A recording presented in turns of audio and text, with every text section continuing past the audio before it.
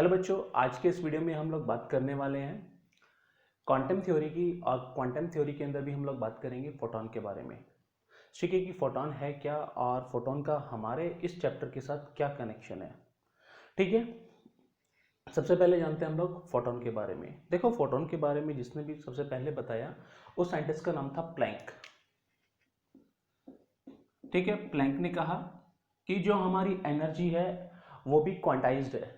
अगर किसी भी सोर्स से अगर हमारी इलेक्ट्रोमैग्नेटिक रेडिएशन निकलती है, किसी भी सोर्स से अगर हमारी इलेक्ट्रोमैग्नेटिक रेडिएशन निकलती है तो वो एज ए डिस्क्रीट फॉर्म के अंदर निकलती है, और उस डिस्क्रीट फॉर्म को ही उसने क्या कहा, पैकेट कहा। ठीक है, प्लैंक ने कहा कि जो एनर्जी है वो क्या है, क्वांटाइज्ड है, और क्वांटाइज्ड फॉर्म को उसने जो नाम दिया दैट इज फोटॉन। क्लियर है। उसने कहा कि जब भी किसी इलेक्ट्रोमैग्नेटिक सोर्स से रेडिएशन निकलती है वो एज ए फोटोन के फॉर्म के अंदर निकलती है, कि छोटे छोटे पैकेट्स होते हैं एनर्जी के, वो पैकेट्स उस इलेक्ट्रोमैग्नेटिक सोर्स से बाहर की तरफ एमिटेड होते हैं और वही हमारे ट्रैवल करके हम तक पहुंचते हैं। ठीक है, बात समझ में आई। बाद में इस चीज को न्यूटन ने अपने फोटो इलेक्ट्रिक इफेक्ट के एक्सप्लेनेशन के अंदर भी इसको यूज करा था और कहा था कि जो फोटोन पार्टिकल है वो as a photon as a particle की तरह ट्रीट करता है। ठीक है, तो फोटोन की कुछ प्रॉपर्टीज है उनके बारे में हम लोग जानते हैं, ताकि जब हम लोग फोटो इलेक्ट्रिक इफेक्ट के वो पीछे वाले जो फेलियर थे उनके पीछे का रीजन जाने तो हमें बहुत अच्छे से समझ में आए। इसके लिए हमें फोटोन के बारे में पता होना चाहिए। ठीक है, तो हम बात कर रहे हैं आज प्रॉपर्टीज ऑफ फोटोन के बारे में।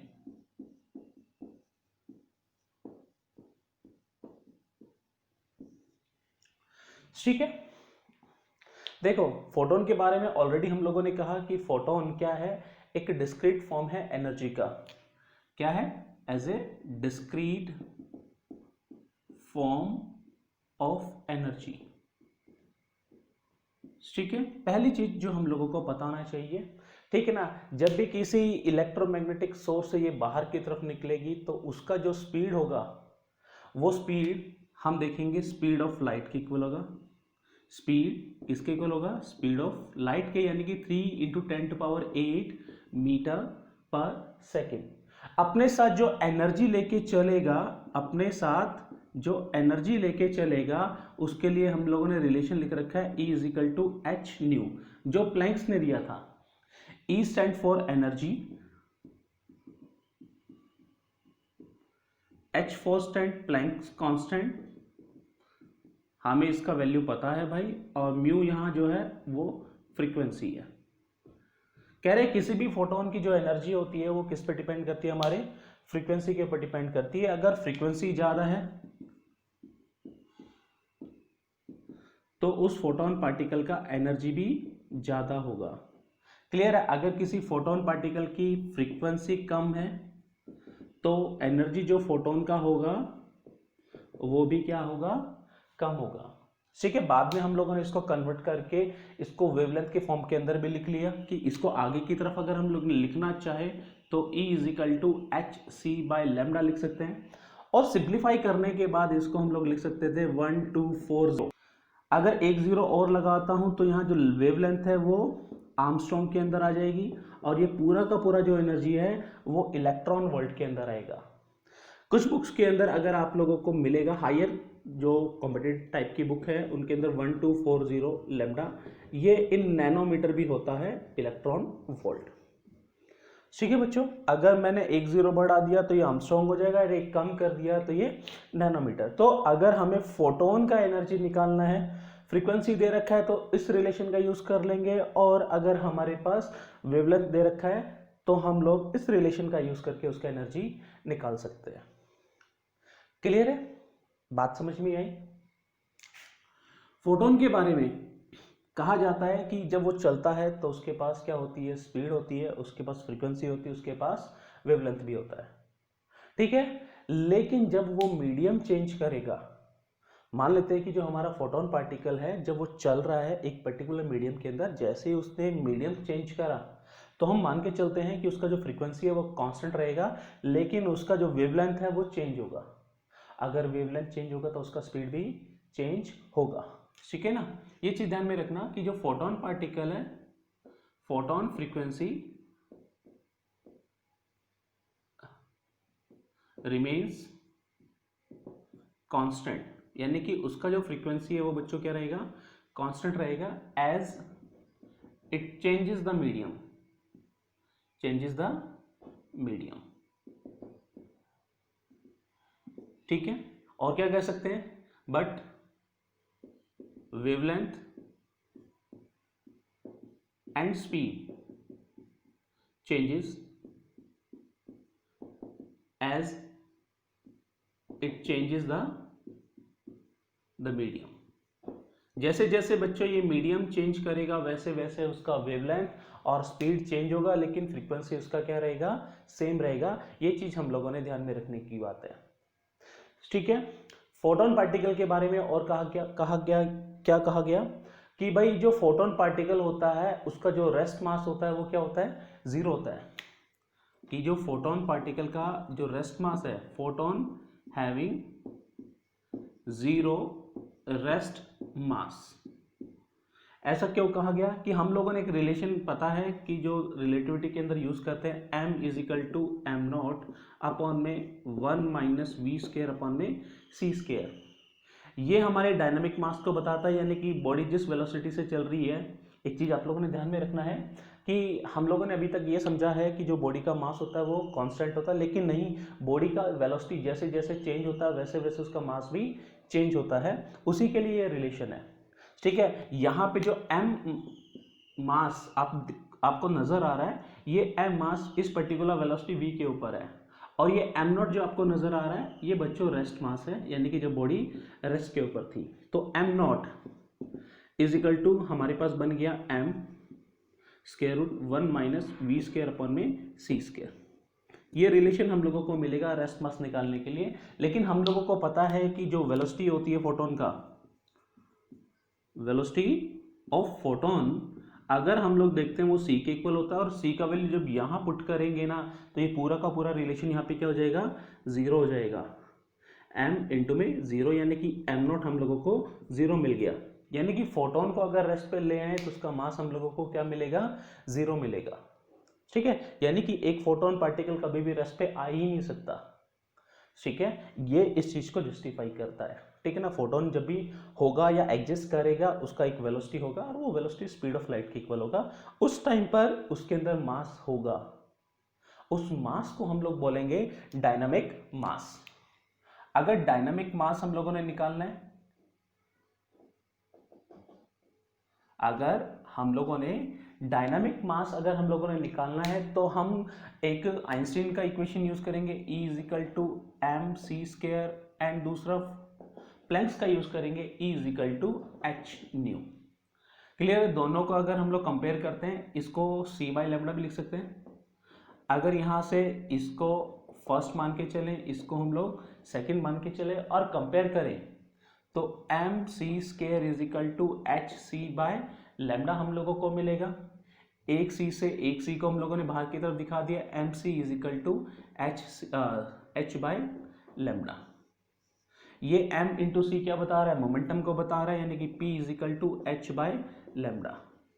दूसरा, अगर यहां से इस वाले इक्वेशन से नीचे लिखता हूं, अगर मास निकालना चाहता हूं तो h अपॉन में लेमडा इंटू में c। तो ये m जो हम लोगों को मिला ये बता रहा हमारे डायनामिक मास को। किसको बता रहा है बच्चों, डायनामिक मास को। और ये p यहां पर नजर आ रहा है आप लोगों को, ये इक्वेशन हम लोगों को जस्टिफाई कर रहा है मोमेंटम के बारे में, कि बॉडी जब चलेगी तो उसके पास क्या होगा बच्चों, मोमेंटम भी होगा। ठीक है, फंडा आप लोगों को क्लियर हुआ, ये बातें आप लोगों को समझ में आई। ठीक है, ये कुछ बेसिक चीजें थी जो हम लोगों ने फोटोन के बारे में सीखना था। और क्या हो सकता है, कुछ चीजें और है जो हमें फोटोन के बारे में जानना जरूरी है, क्योंकि जब हम लोग न्यूमेरिकल करते हैं तो वो बहुत फ्रिक्वेंटली वहां पर वो टर्म्स यूज होती हैं, ताकि जब हम लोग क्वेश्चन करें तो हमारे लिए वो सारी चीजें आसान हो।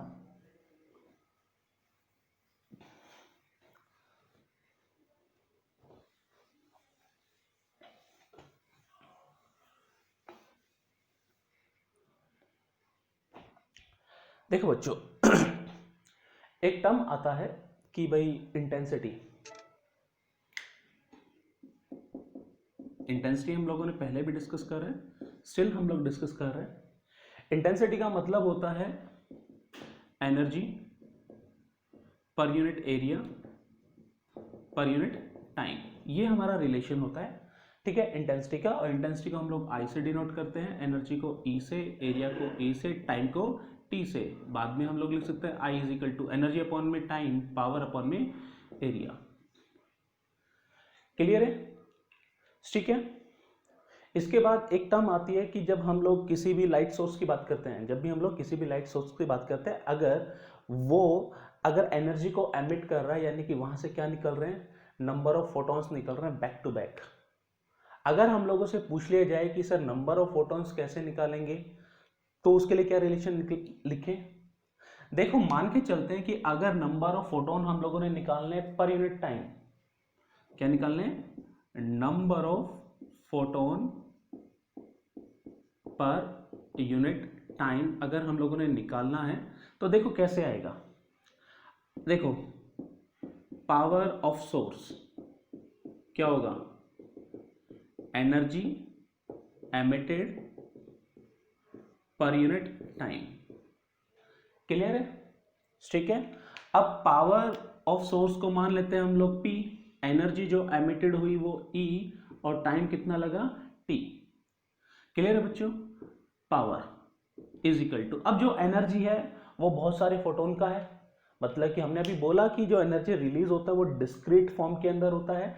और डिस्क्रीट फॉर्म का मतलब यहां पर कैसा है कि भाई छोटे छोटे पैकेट्स थे, वो सारे के सारे इकट्ठे हुए, तो उसने टोटल एनर्जी कितना बनाया बच्चों, E बनाया।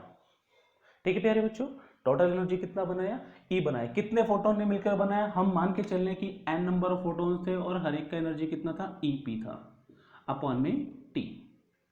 अब इस रिलेशन को लिख सकते हैं P अपॉन में EP is equal to n, या इसको कैपिटल N लिख लो, अपॉन में T। क्लियर है बच्चों? तो ये n बाय टी क्या बता रहा है, number of photon emitted per second, that is P by EP। ये एक बहुत अच्छा रिलेशन है और बहुत फ्रिक्वेंटली ये यूज होता है।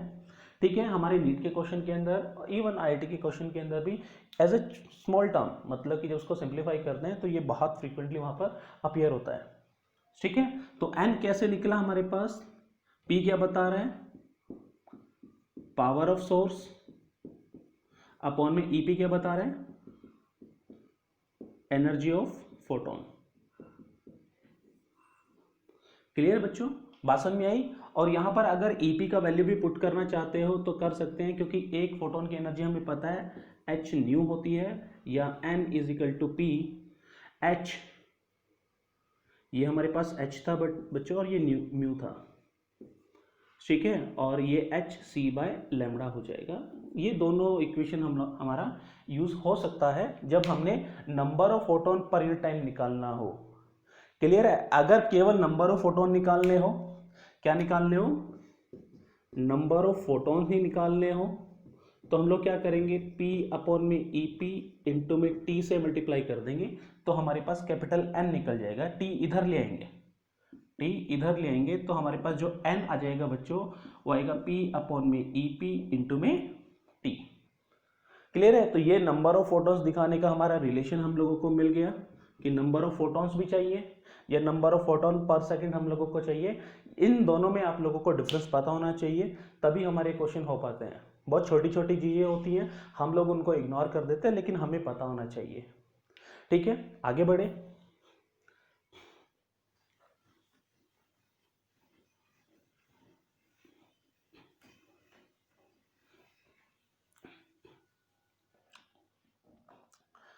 अब काफी बारी हम लोगों को पूछ लिया जाता है कि जब वो फोटोन है, ठीक है, किसी भी मेटल सरफेस के ऊपर स्ट्राइक करता है तो एज ए पार्टिकल की तरह स्ट्राइक करता है। ठीक है, एज ए पार्टिकल की तरह स्ट्राइक करता है। जब वो पार्टिकल की तरह स्ट्राइक करेगा तो वो क्या एग्जर्ट करेगा, उस पर्टिकुलर बॉडी के ऊपर मोमेंटम ट्रांसफर करेगा। मोमेंटम ट्रांसफर करेगा तो फोर्स एग्जर्ट होगा। फोर्स भी निकाल सकते हैं और प्रेशर भी हम लोग निकाल सकते हैं जब किसी फोटोन का किसी सरफेस के साथ इंटरेक्शन होता है तो। ठीक है, तो हम बात करने वाले हैं फोर्स का। Force due to a photon particle. ठीक है ना। एक फोटोन पार्टिकल जब किसी सरफेस के ऊपर स्ट्राइक करेगा तो वो कितना फोर्स एग्जर्ट करेगा। अज्यूम करके चलो कि बच्चों की यहां पर एक हमारे पास सरफेस है,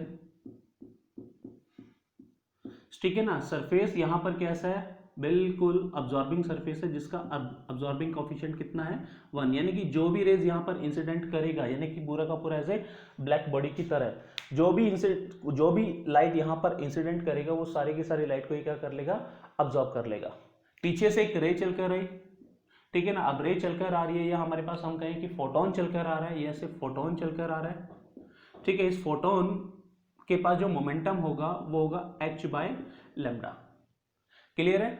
जैसे इस पर स्ट्राइक करेगा इसका फाइनल मोमेंटम क्या हो जाएगा, 0। ये इनिशियल मोमेंटम था, फाइनल मोमेंटम क्या हो जाएगा बच्चों, 0। चेंज इन मोमेंटम सिर्फ मैग्नीट्यूड ले रहा हूं, क्या ले रहे हैं हम लोग, सिर्फ मैग्नीट्यूड ले रहे हैं। चेंज इन मोमेंटम h/λ हम लोगों को मिल जाएगा, ठीक है। टाइम चाहिए, टाइम हम लोग यहां से निकाल लेंगे। देखो अगर हम लोग फोर्स देखेंगे, ठीक है ना, एक मोमेंटम की वजह से तो इतना एक फोटोन की वजह से इतना मोमेंटम चेंज हो रहा है, एन की वजह से कितना होगा, ठीक है ना, एन से मल्टीप्लाई कर देंगे। और फोर्स अगर हम लोग निकालेंगे ना तो क्या आ जाएगा, h/λ। एक फोटोन का चेंज इन मोमेंटम, नीचे हम लोगों को टाइम चाहिए, लेकिन ये n हमारी हेल्प यहाँ पे करेगा।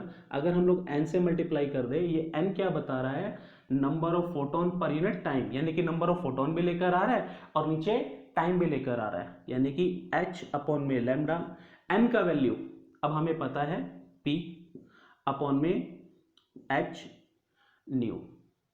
क्लियर है। h से h कट गया, और म्यू का वैल्यू अब यहां पर देखो हमारे पास जो फोर्स आ गया वो आ गया p/λ। म्यू का वैल्यू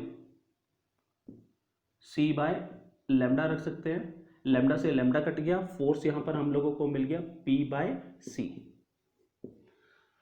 क्लियर है। म्यू का वैल्यू हम लोग यहां पर c/λ रख के निकाल सकते हैं, और फोर्स हम लोगों को मिला p/c। p यहां पर पावर बता रहा है, p के यहां पर पावर ऑफ एनर्जी सोर्स या पावर ऑफ एनर्जी, सीधा लिख दे एनर्जी सोर्स। सी यहां पर क्या है, स्पीड ऑफ लाइट। ये बात हुई हमारी जब हमारे पास जो सरफेस था वो बिल्कुल ब्लैक बॉडी था, अब्जॉर्बिंग था। अगर किसी ने कहा कि सर ये सरफेस रिफ्लेक्टिंग है, कोई बोल दे कि सर ये वाला सरफेस रिफ्लेक्टिंग सरफेस है और परफेक्टली रिफ्लेक्टिंग है, जिसका R=1 है, उस केस में यहां पर जो फोर्स होगा फॉर रिफ्लेक्टिंग सरफेस, तो यहां पर हो जाएगा 2p/c। क्लियर है बच्चों। फोर्स हमें मिल गया तो हम लोग क्या निकाल सकते हैं, प्रेशर भी हम लोग निकाल सकते हैं। प्रेशर कैसा आएगा, अगर प्रेशर हम लोग निकालना चाहते हैं किसके लिए, अब्जॉर्बिंग सरफेस के लिए, तो वो होता है फोर्स अपॉन में एरिया। लिख देते हैं for absorbing surface, for absorbing surface या ब्लैक बॉडी, ठीक है। इस चीज का आप लोगों ने ध्यान में रखना है, प्रेशर, ठीक है। अब्जॉर्बिंग सरफेस PA मैं मेंशन करके चल रहा हूं। F की वैल्यू p/c, ठीक है। एरिया कितना होगा A, और पावर अपॉन में एरिया हमें पता है कि वो इंटेंसिटी कहलाता है, वो कहलाएगा I/c। अगर प्रेशर रिफ्लेक्टिंग सरफेस के लिए निकालेंगे, फॉर परफेक्टली रिफ्लेक्टिंग सरफेस के लिए अगर ये रिलेशन हम लोगों को निकालना पड़े तो ये बन जाएगा बच्चों 2I/c, ठीक है ना। ये चीज आप लोगों ने ध्यान में रखना है। ये कुछ बेसिक चीजें थी जो फोटोन के बारे में हम लोगों को पता होना चाहिए, ठीक है। न्यूमेरिकल पॉइंट ऑफ व्यू से भी हम लोगों ने इसके ऊपर बात कर लिया, और उसके कुछ बेसिक प्रॉपर्टी थी उसके ऊपर भी हम लोगों ने इसके ऊपर बात करा। एक लास्ट पॉइंट जो मैं आप लोगों को अब बताना चाहता हूं कि जब फोटोन किसी भी मेटल के साथ, क्योंकि हमारा फोटो इलेक्ट्रिक इफेक्ट के ऊपर बात करने वाले हैं, तो एक छोटी सी बात मैं यहाँ इंट्रोड्यूस कर रहा हूँ कि जब हमारा फोटोन किसी भी मेटल सरफेस पे स्ट्राइक करता है, तो देखा कि हमने वो इलेक्ट्रॉन को ऐसे एक्साइट करा के ले जाता है, ठीक है। तो फोटोन का और इलेक्ट्रॉन का क्या होता है, कोलिजन होता है, ठीक है ना। फोटोन आया और इलेक्ट्रॉन पे आके स्ट्राइक कर गया, तो ये 1-to-1 कोलिजन है, ठीक है ना, 1-to-1 कोलिजन है। और इस कोलिजन के दौरान आप लोगों ने एक चीज अज्यूम करके चलनी है कि यहाँ पर जो मोमेंटम, जो रहेगा वो कंजर्व रहेगा, जो टोटल एनर्जी है वो भी कंजर्व रहेगी। ठीक है ना, इस चीज का आप लोगों ने ध्यान में रखना है। बाकी की जो चीजें हैं, फोटो इलेक्ट्रिक इफेक्ट जो फेलियर रहे थे, हम अपने नेक्स्ट वीडियो के अंदर इसको देखेंगे। ठीक है, थैंक यू।